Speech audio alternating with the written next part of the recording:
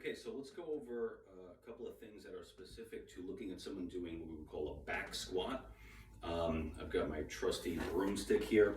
So I'll first show you actually from the front.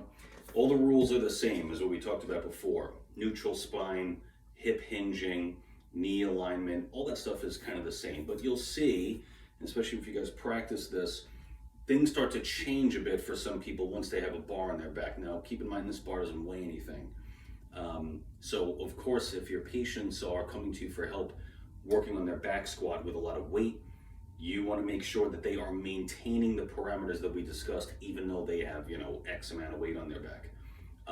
If you're doing things with patients in the office, let's say the first day, and you start to notice some changes with only the a broomstick or some such thing that doesn't weigh a whole lot, now you're looking at, okay, this obviously isn't a lot of weight, so it's not the weight that's creating change, but maybe it's some mobility issue. So let's just discuss that a little bit.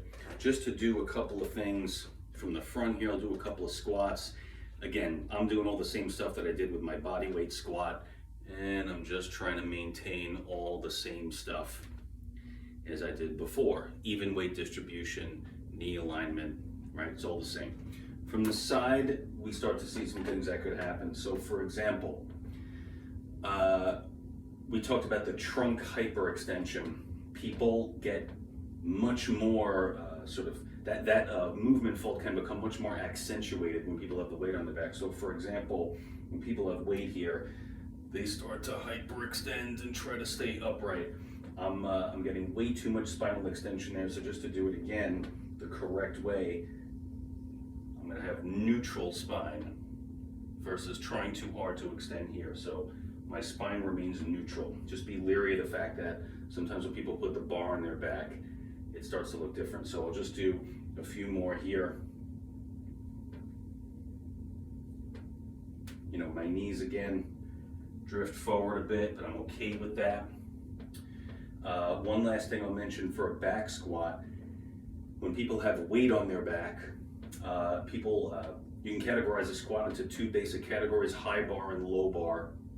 A high bar squat, the bar lives way up on top of the thoracic spine.